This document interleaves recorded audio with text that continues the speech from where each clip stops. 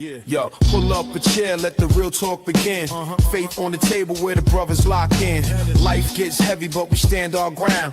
Truth in the room when the circle comes round. No mask, no front, just real man here. Talking about faith through the doubt and the fear. From the grind of the week to the lessons we share. Welcome to the men's round table, pull up a chair. Men's round table series, step inside. Real men, real faith where the truths collide. Voices at the table where the stories get shared. Welcome to the men's round table, pull up a chair. Everybody, welcome back to the Men's Roundtable Interview Spotlight. I'm your host, Mr. U. We are excited about the topic for today. We're talking about why marriages break down, how you bring couples back from the edge. Before we get our guests on, I'm going to share a few pieces of information with you. Of course, if you're watching right now, we are live, Facebook, YouTube, LinkedIn. We'll have the audio platform up sometime today or sometime tomorrow. But thanks again for watching and listening and making us a part of your week. We really appreciate it. If you haven't heard of us before, our Men's Roundtable series is one of our most popular series on our brand. Every Thursday night at 7 p.m. EST, a bunch of men from around the country, husbands, fathers, brothers, and sons are in a safe space. So we're just talking about issues that are germane to men specifically. It's always a rousing conversation. This is just a one-on-one spotlight where a husband, father, brother, or son who has a story to tell and wants to share their perspective on what it means to be a man in this day and time. It's always very, very interesting. If you want to jump in and drop a comment or question for our guest or myself, by all means, or if you're watching this video, this episode right now, drop it in the comment section. Happy to answer those questions on air. As long as they make sense, as long as it's germane to the conversation, we'll definitely jump into it. If not, it's not going to happen for you. But thanks again for making us a part of your week. We're excited about our guest today, licensed psychologist who specializes in marriage retreats, brain mapping, and neurofeedback. Dr. David Helfand is in the house. Dr. David, how are you, man? Thank you, you. I'm excited to be here. And I love the enthusiasm with this whole intro and process and dive into the men's group here. I'm excited. Absolutely. And that music that you guys heard is a good friend of ours who named Javier Malave. He is the owner and founder of the Sasquatch Chronicles. The man is a graphic artist extraordinaire. He also does music. So that theme music was donated to our show from Javier. So absolutely exciting to have that music going. And it just reminds me of the collaboration that we have in this podcasting community. So excited about this. But Dr. David, you got so much background in just neurology and brain stuff and marriage. I want to get into some of that stuff, man. So before we do that stuff, I'd love to always have a little bit of context.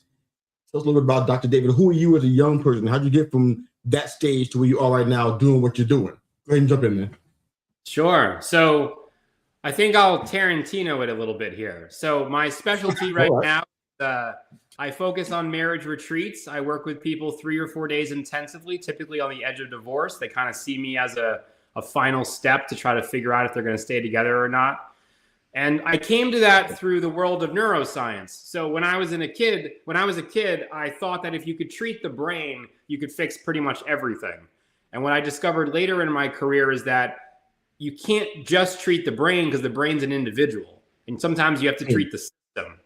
And the system, involves marriages. It involves your family. It involves your career, maybe some existential, cultural, or societal, considerations. I chose to go the marital route because I can't do everything. But, I can tell you, I was working with someone who had trouble sleeping. And long story short, it turned out that they didn't have insomnia. They just hated their spouse. And I was like, well, that's why you can't sleep at night. You're laying next to someone that you don't appreciate. And none of my techniques for insomnia were working. And that was kind of my foyer into all right, I need to expand my view a little bit here. And then I fell in love with couples work and have been doing it ever since. Wow. I love what you said, that divorce is not an option. And your work is geared towards helping people with that. I love that. That's pretty awesome to me. A lot of the people who are probably watching our show generally are men. It even happens on the Men's Roundtable series on Thursday nights. We have women that are in the comments section. They chime in. They tell their significant others, their husbands or fathers or brothers, or even their sons about our show. So we love to get feedback from them as well. They're always included, always invited. But we only have men on the show. but it's geared toward that audience. So that's what we do that. But I love from the perspective we talked about offline. I want to definitely get into some of that stuff while we have the time that we have today. You were talking about how no one's ever taught how to have a happy marriage. You know, it's not really a pushback, but I feel like people from my era, I think that they have kind of been taught how to do that, but it wasn't good teaching. I'll put it like this. A lot of times it usually meant the husband caving in to a request or demand just to keep the peace. Or maybe, you know what, I had a long day at work. I don't feel like arguing, so yes to whatever you want. You know, the kind of blank check mentality. But what do you think you see in there when you're talking about what it's like to not be taught how to have a happy marriage? What kind of perspective do you have on that? What have you learned? Well, I think there's a difference between a peaceful marriage and a happy marriage, right? I mean, what you're describing is typically called fawning. So people that might be familiar with the fight or flight response, fight or flight is actually extended. It's fight, flight, freeze, fawn, fib, tend, and befriend. Tend and befriend is a different feminist critique of fight or flight. But fawning is just giving in to a potential threat. Like, I come home, I don't want to have the argument. Yeah, honey, you're right. I love you. You're amazing. You're always the best. I'm going to shut up and go with it, right? Not always exactly in those words, but not that far off sometimes. And, you know, people might be surprised to know that in sexless marriages, in most cases, it's actually the male that's withdrawn sexually from the relationship. And part of the reason for that is that as men approach about 40 or 50 years old, their arousal template is totally different. And I'm in my early 40s, so I can start to see this coming. I see pieces of it. But, you know, men that are younger typically are interested in, you know, visual stimulation, and they'll kind of like, they want to hook up, you know, that kind of stuff. Whereas men that are 40, 50 and older need an emotional connection. And, you know, what I often tell folks is if you're treating your genitals like you're 20 years old, but you're in your 50s, it doesn't work the same way anymore. And this is one of the reasons that we see that men that are older have erectile dysfunction issues, that they have relationship issues, because it's really embarrassing for a lot of men to speak up and say, hey, I want to feel wanted. Like, I want to feel like you want to be around me, that you like kissing me. I don't want to always be the one initiating. Like, I want to be kind of sought after too. That's a really freaking awkward thing for most men to actually admit to. No doubt. I think it's really rare to hear that. I mean, I've been on Earth for quite a while now. Most folk that know me know what that number is, not what my face appears that it is. It's a lot longer than that. And I rarely have ever heard that. Really ever heard of men wanting to be thought of in that way until we talk about the round table. Then I hear these things like, wow, this is the first time I ever heard men, but it's obviously a universal situation, a lot more pervasive than I thought, which is a good thing though. But I love that. You were talking about how men, you know, want to have that kind of respect given to them, that kind of honor given to them. I think that's fair. I think a lot of people think that men just want to have sex. Men just want to be fed. Men just want to be able to have their golf day. Men just want to be just alone to work on their bikes. There's just so much more to us than that. And this show alone, the round table, I'm gonna keep talking about it because these two things are together, and they are basically brother and sister. And they really have begun to open the eyes of people who think men would not, you know, are not complex beings who have feelings and emotions and a value system, and they want things too. They want more than just a sun visor, and they want more than just the ugly tie on Father's Day. They want more than just, you know, an occasional romantic encounter. They want to have more than that. And you get into that stuff. You talk about how I think you speak to your parents were couples therapists. I'd love to know, as a man, how do you think that was good for you? No disrespect to your parents, of course. If there's something bad going on there, you don't have to share it. But just from the perspective of a man, how was that a good thing for you to have parents that were couple therapists? Well, my dad's a certified sex therapist, although they just retired. So I say but they just retired. As you can imagine, sex talk that I got in high school was a lot different than probably what most people got. And So I wasn't thinking about that when I asked you. the amount of data and the technical approach of relationships. I mean, like my dad gave a speech at my wedding that was like, you could tell he had a PhD in this stuff, So that was very different. And I think I've learned sort of the technical aspects of relationships and some of the science behind connection and attraction and infatuation and all these different, stages of relationships. I also, to be honest, and I'm sorry, Mom and Dad, I also learned about hypocrisy because, they would be talking about what a relationship is. And then I would go, but you guys don't follow this. And it was an interesting experience to realize that, yes, there are like rules and guidance for every couple, but also every couple's different. What I like to tell the couples I work with is, listen, I'm going to teach you how to play scales. Every good musician knows scales, but no musician plays scales when they get up and perform. They use that to inform what they do. And so you're going to take what I'm teaching you and you're going to play jazz and rock and blues and country and whatever you do, but you need the foundation before you can get up and do that performance. All right, that makes a lot of sense. I can't even imagine what that first talk was like for you as a child. Yeah, I don't know. Time to get into a lot of science. Oh, wow. But from your standpoint, Dr. David, do you feel like you walked away with a key, perhaps, maybe I won't go far as say a golden ticket, but just a key that the other kids, other young men didn't have because your parents were therapists and operated in that function? Do you have something that took you further than a lot of men your age went? Did that make sense? Yeah, I would love to say yes to that. No, I think okay. I think what I realized is that in my 20s, I knew everything. In my 30s, I realized I knew nothing. And now in my 40s, I know what I know and what I don't know and what I need to learn. And I don't know what the 50s will be yet, but that's kind of how I see it, and it's interesting. Like I probably made the same relationship mistakes. If anything, I was maybe cocky or thinking I wasn't going to make the mistakes in my 20s. But, we've all done bad relationships. We've all had bad hookups.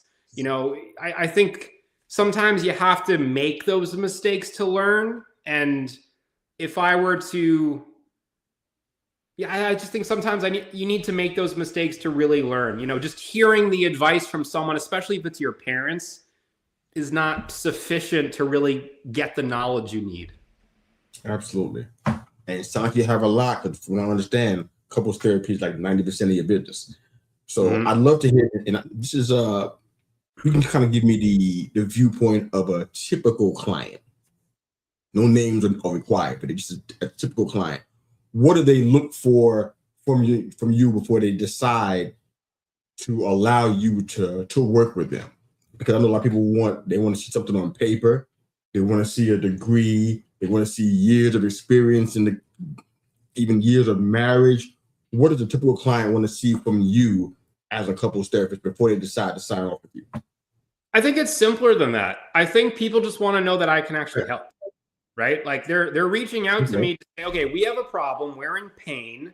Usually they're considering divorce because they haven't been happy for a very long time. Maybe they've stayed together because, they're doing it for the kids, which I have a lot of feelings about. Maybe because they have a little bit of hope, right? They're like, okay, it's not, I still love you. Like, I think we could make this work, but it's been 10 years, 20 years, and it's just not working for us. And so they're calling me in pain. And before they sign up, usually most couples want to speak to me first so that they can feel confident that I can actually help them. And, I have a whole spiel that I go through, and I actually am publishing a paper later this year. It's at the journal right now, and hopefully it'll get going out in the press pretty soon. But I have an 88.5% success rate at helping couples reconcile. And, in my experience, nobody wants to get divorced. they're in pain and they don't feel hopeful. And so, to the first question that you asked about how are couples taught how to be married, or do some of the old lessons actually maybe apply? There's a lot of stuff that gets in the way. And this is where I bring in the neuroscience. I could teach you every skill and you could perform it expertly in the laboratory setting. But the moment your wife, or your husband for that matter, the moment someone says something that just gets under your skin and brings up that response, that fight or flight response, your frontal lobe literally goes offline and you're looking at your partner like they're a wild animal who could potentially hurt you. And you're no longer loving spouses. So a lot of what I teach is regulation skills. How do you stay in a space where you can still access your frontal lobe and all that is still accessible to you to apply the skills you're learning? How do you co-regulate with each other? And how do you give each other some grace? It's interesting. The research shows that really happy couples are getting about 80% of it right. 80% of their sexual encounters are good. 80% of their communication is good. 80% of there's 80% agreement. So I like to tell people, you're shooting for a B-. And for a lot of folks, that's like, oh my God, a B-. They can't even imagine that. But that's really the goal. I love that, man. So I think I read that you started helping folks, I guess, around the pandemic, around 2020, probably one of the worst times in our world and nation's history. Tell me what you heard, of course, being as general as possible, what you heard during that time that said, you know what, this is a cry for help here. We need therapy. Why was that time so significant in the need that you heard for couples therapy? Yeah. So, I worked with couples before that, but a large part of my business at that time was also brain training and neurofeedback. And in the pandemic, when we could no longer put hands on people and, hook up electrodes and all that, it all went to couples therapy and everyone was having relationship issues at the time. So I had to with my wife that there's going to either be a lot of divorces or a lot of babies after the pandemic. And I actually think both were true. If you look at the data afterwards, in my experience, a lot of people are managing their relationship through escapism. So, you mentioned before about men that go and work on their car, or maybe they put hours into their business. I think as human beings, but particularly as men, we want to do things that we feel good at. And then we get feedback that we're doing a good job and we feel a sense of mastery. And if your relationship is failing, but you're a really good mechanic, well, it's sort of natural to say, okay, this is challenging and anything I say seems to make it worse, but I know that I could go rebuild that engine, or I could go build a bookshelf, or I could go mow the lawn, or I could do something that I know I'm good at and get some sense of reward and purpose. And in the pandemic, everyone got pushed together. And if you'd been avoiding your spouse, good luck. So was that the reason why there was so much of an influx of therapy, or was it something else that was going on that was pandemic related? I think it was a couple things. I do think that forcing everyone to be together, to be in lockdown together is a big part of it. Because if you've been avoiding parts of your relationship, you no longer could. I think the pandemic also created a lot of other stress. The research shows that 3 major life events, 90% of people get anxious or depressed. So, if your job is in question because of the pandemic, if your kids aren't in school and now you're having to be the primary, childcare provider, your relationship is already on the rocks. That suggests that 90% of people in that situation are going to have major mental health concerns. And that was most of us at that point. Well, that makes a lot of sense. You made a reference to people who are on the verge of divorce, and you mentioned about them doing it for the kids. Not an uncommon response. We've seen it many times. Then when the kids are gone, you got 2 strangers in the household, and you know what generally might come next. What were your feelings on that you wanted to share earlier? Oh, you're calling me out. I love it. So I am asking you to help. no, it's great. I know you're listening too. Now I know it. So here's the thing. I think I often hear from couples that they want to do right by their kids, and so they stay married for the kids. The truth is that divorce does not screw up kids. Parents screw up kids. Explain that one, please. If you are showing your children that a healthy marriage, because remember, all kids look for their parents for a model of a relationship. Now, at some point as they get older, they might say, okay, I don't want what mom and dad have. Or they might say, yeah, that was a good example. That makes sense. I do want that. But if you're showing them that marriage is two people coexisting, but they don't like each other, that's not a particularly good model for what a marriage or a relationship is. Absolutely. Absolutely. Now, the flip side of that is if you just say, you know what, I don't care about the kids and I'm not happy with you and I'm out of here, that's not good either. I think the idea of staying together with the kids to try to make it work makes sense. My issue with that, though, is that if you are so unhappy that you're just waiting until they're 18 and out of the house, that's not good either. If the kids are motivating you to try to do better and work on the marriage, I'm all for that. If it's convincing you just to bear and grin it, that's what I think where you get into a lot of other issues. Copy that. That makes a lot of sense. Where does, now I know that this could be a tough one. Where does incompatibility lie in all of this? People talk about, if you're not compatible, the marriage has no hope. What are your thoughts on that and incompatibility, just in general? I think a lot of couples come to me asking or concerned about compatibility, and in most cases, it's not an issue of compatibility; it's an issue of skills. And what I mean by that is compatibility is really fundamental. Like you want kids and I don't want kids. You can't compromise. That's an incompatibility. You want to live in the house you grew up in and I want to go buy a place in the mountains and live in a little cottage out in the middle of nowhere. That's an incompatibility. You want to go out drinking with your friends and I'm not comfortable with that, right? Those sorts of things could be an incompatibility. The way you spend your social life. I don't mean out blackout drinking. I just mean having fun, going out with friends. Okay. Introverted sort of, dynamic. Those are compatibility issues. Most of the time, what people come in with is they have poor communication. They're getting under each other's skin. There's resentment that's built up. There's an issue of showing your partner that the marriage matters to you. And there's issues with intimacy across the spectrum. Chances are that with most couples, there was a time in your relationship where you did get along, right? Most people decide to commit to each other because they had hope, right? There was chemistry. They kind of flowed with each other. But then at some point that changes.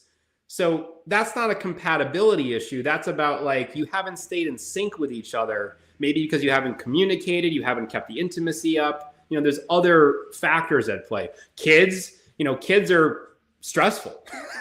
So, the most common time for divorce is 2 years and 7 years into marriage. It's not a coincidence that that's when people have young kids. Oh, wow. I think we need to move on past that one. I don't think we have the time to touch it. But I want to ask you this question just because of your background and what you do. I'm pretty sure that I know that I have some listeners who are probably thinking the same thing that I'm getting ready to ask you right now. But even if they don't, as a host, I'm interested in this. What do fights with your spouse look like based on what you know? Your abilities in the couples therapy realm. What does a disagreement or a fight look like with you and your spouse? And I don't mean detail, I just mean how do you handle it and approach it that may be different from the rest of us who don't have the background you have? Yeah, you want to know what weight boxing gloves we pull out and that kind of stuff? No. I'm not saying all of that. So here's the deal. Again, every relationship is a little bit different. You have to find a style that works for you. I'm somebody that will just fight, and I learned that I can't do that in a relationship. And I learned that before I met my wife. And so my style that works for me is to say, I'm really mad about this, or I'm really anxious about this, or whatever the emotion is. And I need some time to like figure out how to put it to words. And so sometimes I write her a letter. Sometimes we, sit later at night and kind of let me talk it through and all that. But I'm someone who, like, my instinct is to fight, and I need to take some time to really process what's going on with me so that I can intelligibly communicate it. My wife, on the other hand, is someone that just gets emotional. She'll just cry. She'll just express emotion. And so I've learned that it's not a courtroom, right? I'm not trying to justify myself, back myself up. Like, chances are whatever she's feeling was a mistake that I made. And if I can accept that, like, okay, I made a mistake and now let me be part of the solution, not justify the problem, then that goes a really long way. And by the way, I'm saying this to you after over 10 years of marriage. If you had asked me 2 years, and it'd probably be a very different answer. So you bet it will be. Same for me. We're going into year 30 this year. So the answers are totally different for sure. I got like 5 more questions. I mean, your background and your insights are so interesting. I can't leave them on the table. I want to try to get these 5 questions in before we have to close out the show today. So we'll do the best we can with this. But you mentioned about the stress of having young children, and you and I had an offline conversation about the educational system and the mixed messages. Tell me how that plays into what you deal with and what you see, or just how it frustrates you personally, or a little bit of both. Go ahead. I think the best example of this is the stories that my parents told me when I was a kid, and then what I see now with my son. So when I was a kid, apparently they couldn't put me down for nap time, and I was just too energetic. And so they called my parents and were like, "Hey, David won't go down for his nap." And they were like, "Okay, open the door, let him do laps around the playground and just sit on a bench and read a book. Like, he's good. Just let him run, And that Wow. totally worked. That totally worked. And now what I see is there's this push to harness the energy of my son. There's a push to, like, he's got to sit and learn in this way or follow this structure and rules. And, we had some discussion recently about his behavior at school. And I told my wife, if I were him at his age in this environment, I would have been in serious trouble too, because there's so many more rules. There's so much emphasis on safety and structure. And some of that I think is positive. We want our kids to be safe. Some of it, though, feels like, listen, if he falls and scrapes a knee, like, that's part of growing up, like if he, grabs the dead branch on a tree and gets the wind knocked out of him, I'll be there to pick him up. But, like, I can't prevent all the ill will from happening to, this little boy. And I think that I guess I'll answer it that way. I was going to go to a totally different direction. So no, it's good. No, that's totally fine. Biggest lesson you learned as a husband to date? Ooh.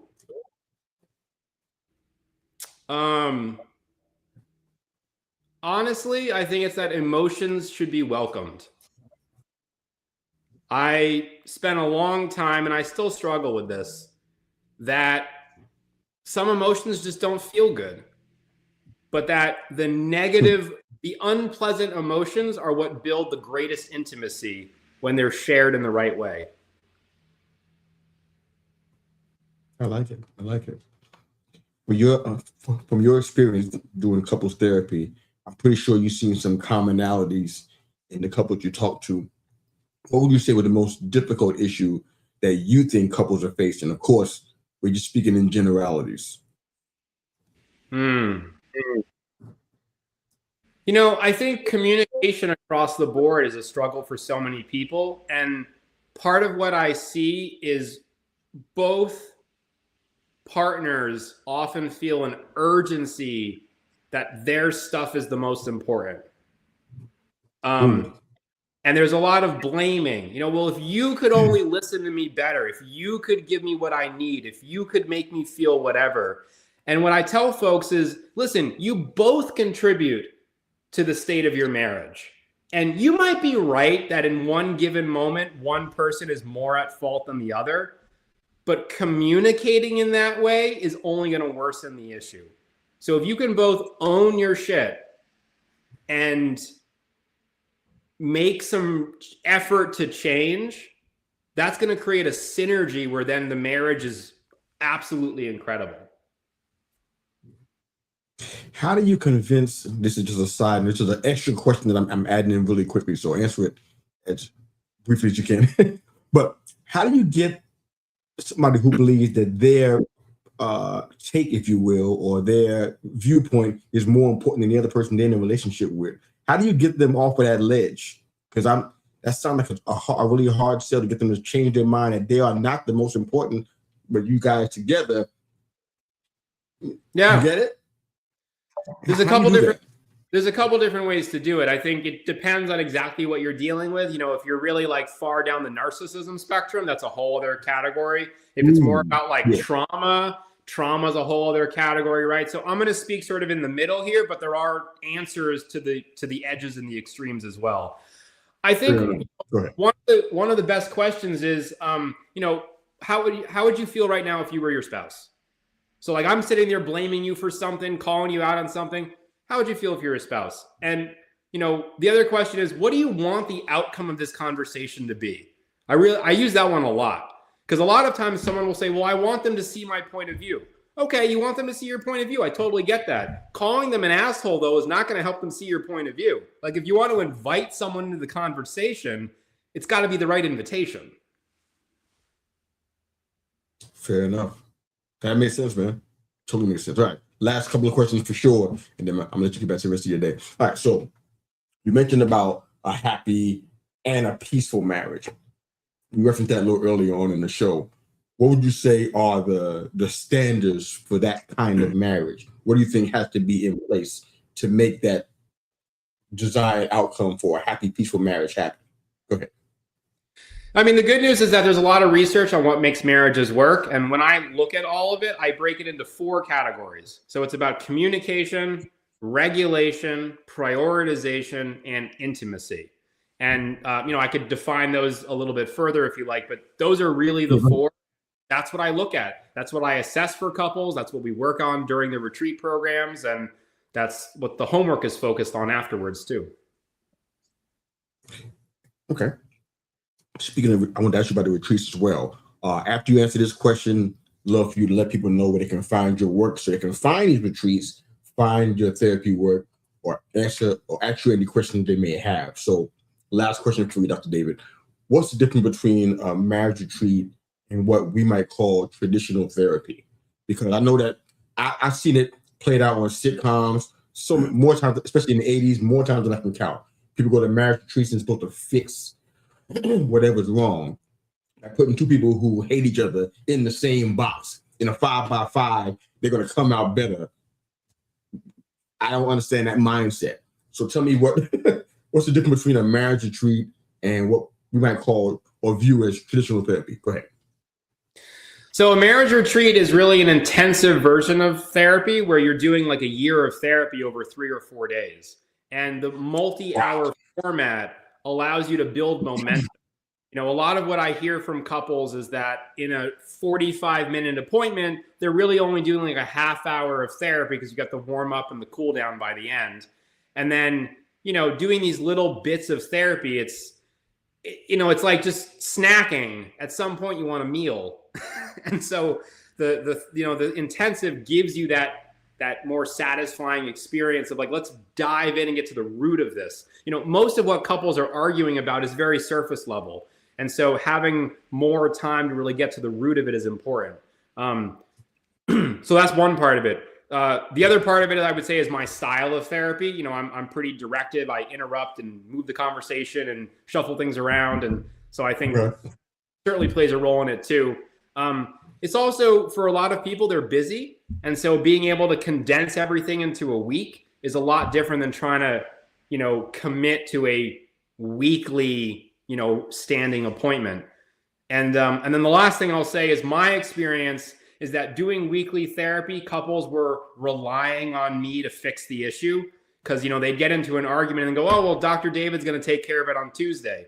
Whereas when you show up to a retreat and you know this is the chance we have to fix this thing and to get you an answer, it's a totally different mindset that people come in with. And I just think it gets better results then. More urgency, you say? It's more urgency. It's also more ownership because it's like, listen, you get this time with me for me to help you. And I don't know if I'm going to see you again. I assume this is my chance to help you. So let's get it done while you're here. Makes sense. Makes sense. Well, first off, Dr. David, thanks for being here and sharing the knowledge on marriage retreats and couples therapy. It's been enlightening to say the least. I think I understand a little bit better about why these situations break down the way that they do. You're a big part of that, man. So thanks again for being here and enlightening our audience, man. I really appreciate it. Yeah, thanks for the invitation. I love the conversation, and maybe I'll come back and join that big table someday. Ooh, that'd be nice. So before you get out of here, sir, let us know where we can find your work, where we can find information on the marriage retreats, couples therapy, whatever else you may have to offer. You can go ahead and share that now, and we'll get it in the show notes afterwards. Go ahead.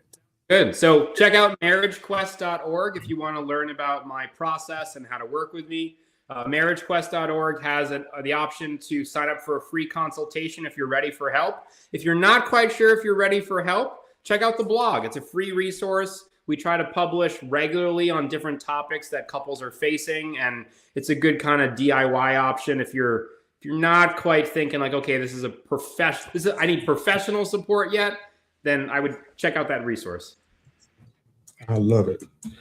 Well, this has been a riveting conversation. Hopefully we didn't mess up anybody's lives. We're pretty excited about the conversation, man. This is really, really fun. And I definitely would love to have you involved in more of what we're doing, man. So we got to stay in touch so we can make that part happen, man. But for you guys that are watching and listening, of course, we're live again on YouTube, Facebook, and LinkedIn. We have this up on the audio listening platforms such as Apple Podcasts, Spotify, iHeartRadio, Pandora, Amazon Music, whatever you're using to get your listening, your podcast listening on. So thanks again for making us a part of that. And please subscribe to our YouTube channel. Help us out. Put up more content like this one. So we thank you for your help with that. And it's been a fantastic show, sir. Thanks again for being here, Dr. David. And he's an expert on what he does. Check him out, marriagequest.org. And I'm Mr. Yu. Thanks again for watching, listening, and making us a part of your week. We're out of here. Check out our shows on every listening platform and social media platform as well. Have a good one. Talk soon. Men's Roundtable Series, step inside. Real men, real faith, where the truths collide. Voices at the table where the stories get shared. Welcome to the Men's Roundtable, pull up a chair.